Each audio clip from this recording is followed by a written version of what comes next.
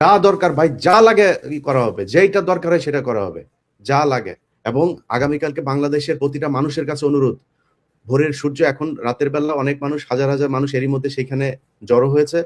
ভোর সূর্য ওঠার আগে আপনারা শাহবাগে জড়ো হবেন। এই শাহবাগ থেকে মানে পুরো সামনের 5 বছরে কি হবে পুরো পরিকল্পনা এখান থেকে দিতে হবে, কিভাবে নির্বাচন হবে, কি কি হবে, সবকিছু পরিকল্পনা এখান থেকে দিতে হবে। এই যে আজকে যে অবস্থা, এই অবস্থার জন্য ইউনূস দায়ী, এই সরকার দায়ী, এই সরকারকে এর ব্যবস্থা করতে হবে।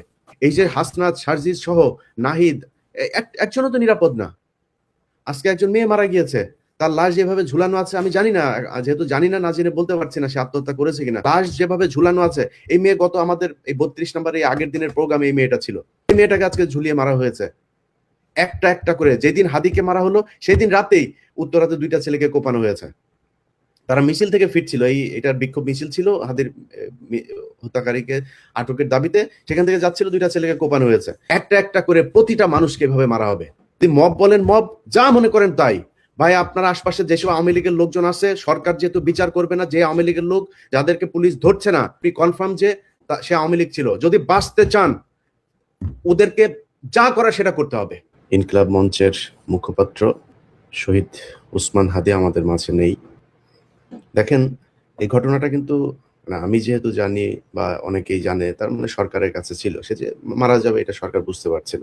তারপরেও তার যে খুনি, সেই খুনিকে বাঁচানোর জন্য সরকারের গোয়েন্দা সংস্থা, বিশেষ করে ডিজিএফআই এর কয়েকজন কর্মকর্তা, তারপরে সেলিম আজাদ ডিএমআই, এরা বৈঠক করে, এই খুনের আগে তারা বৈঠক করে খুনিকে মানসিকভাবে শক্তি দেওয়ার জন্য, তার বের হয়ে যাওয়ার জন্য, তাকে নিরাপদে ভারতে পাঠানোর জন্য কি কি করতে হবে আমরা এখনো নিশ্চিত না।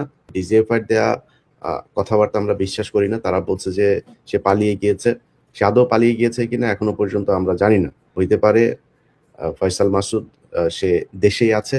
ডিজিএফআই তাদেরকে বাঁচানোর জন্যই তাদের নিয়ন্ত্রিত বিভিন্ন লোকজনকে দিয়ে তারা এটা বারবার বলানোর চেষ্টা করছে যে এই মুহূর্তে তিনি পাস হয়েছেন, এই মুহূর্তে তিনি চলে গেছেন, এই মুহূর্তে তিনি কোথায় কি করছেন সবকিছু জানেন, শুধু এইটা জানেন না যে তিনি যে পালিয়ে যাচ্ছেন। তা আপনারা এত কিছু যেহেতু আপনারা সোশ্যাল মিডিয়াতে দিচ্ছেন, ধরেন আমি একজনের নাম বলি, যেমন জুলকারনাইন সায়ের, উনি ওনার ফেসবুকে করেছেন, এটা তো ওনার তথ্য না, ওনাকে নিশ্চয়ই গোয়েন্দা সংস্থায় দিয়েছে ওনাকে, এবং ওনাকে যে তথ্যটা দেওয়া হয়েছে সেটা গোয়েন্দা সংস্থা জেনেই দিয়েছেন। তাহলে গোয়েন্দা সংস্থা আগে কেন ওনাকে দেন নাই যে এই জায়গা দিয়ে পালিয়ে যাচ্ছেন বা এইভাবে খুন হবেন, এখানে এই হচ্ছে, এগুলো দিতে পারেন নাই। ওনারা যাওয়ার পরে তারপরে ওনার সোশ্যাল মিডিয়াতে উনি কার কার সাথে যোগাযোগ করছেন, হোয়াটসঅ্যাপে কাকে কাকে ছবি পাঠিয়েছেন, সেই তথ্য তিনারা বিভিন্ন জনকে দিচ্ছেন। সেটা জুলকারনাইন সায়ের সহ আরো নিশ্চয়ই অন্যান্য অনেক সাংবাদিকদেরকে তারা দিয়েছেন, কিন্তু তার আগে তারা দেয় নাই। মানে হচ্ছে এই ঘটনার সাথে আমি যতটুকু শুনেছি, স্বরাষ্ট্র উপদেষ্টা জাহাঙ্গীর, এটা হচ্ছে গিয়ে পিলখানা হত্যাকাণ্ডের পুরো ঘটনা ধামাচাপা দেওয়ার মূল হোতাদের মধ্যে এই জাহাঙ্গীর একজন। প্রচন্ড দুর্নীতিপরায়ণ এবং আনস্মার্ট, একটা অদক্ষ, একটা অথর্ব একটা অফিসার ছিল। এই অথর্ব এই পিলখানা হত্যাকাণ্ডের ঘটনা নিয়ে ব্রিগেডিয়ার পর্যন্ত গিয়েছিল, তা না হলে তার ফুল কর্নেল হওয়ার যোগ্যতাও নাই, কোনো দিক থেকেই নাই। কুখাদ্য আর্মি অফিসার, যে খুব খারাপ অফিসার, সেটাও মনে করেন যে এর মতো এরকম কুখাদ্য আমার জীবনে আমি কোনোদিন দেখি নাই। তার সাথে দুর্নীতিপরায়ণ, খালেদা জিয়ার কে দেখতে গিয়েছে এভার কেয়ারে, তার পাশে তার মেয়ে তার বউকে নিয়ে গিয়েছে, দাঁত কেলিয়ে হেসে সেলফি দিচ্ছে। আরে ভাই, তোর তো বুঝতে হবে এইটুক জ্ঞান তো তোর থাকা উচিত, জ্ঞান তো নাই, থাকবে কেমনে?